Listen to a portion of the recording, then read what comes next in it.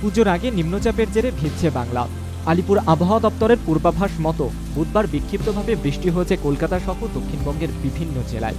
বৃহস্পতিবারও একই ছবি, যদিও বৃষ্টির পরিমাণ বেড়েছে বুধবার রাত থেকে।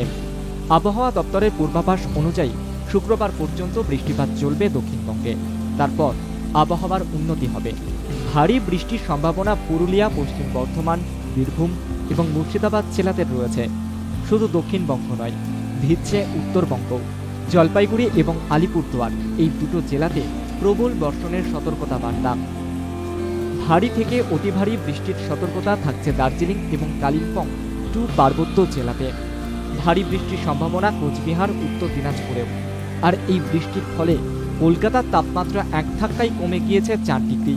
আজ কলকাতায় সর্বনিম্ন তাপমাত্রা 24.9 ডিগ্রি। গতকাল সর্বোচ্চ তাপমাত্রা ছিল 28.1 ডিগ্রি। একদিকে যখন জেলায় জেলায় বন্যা পরিস্থিতি, তখন বৃষ্টিপাতের ফলে আশঙ্কা বাড়ছে আমজনতার। এই মুহূর্তে একটি নিম্নচাপের প্রভাব চলছে এবং আরো একটি নিম্নচাপ বঙ্গোপসাগরের উপরে রয়েছে। ফলে ন্যাচারালি এখনো 48 ঘন্টা এই নিম্নচাপের প্রভাব থাকবে। এরপর ধীরে ধীরে পরবর্তী নিম্নচাপ এগিয়ে আসবে। ফলে আবার নতুন করে 30 এপ্রিল 30 বা 1 তারিখের দিক থেকে পুনরায় আবার ভারী বৃষ্টিপাতের সম্ভাবনা দেখা যাচ্ছে।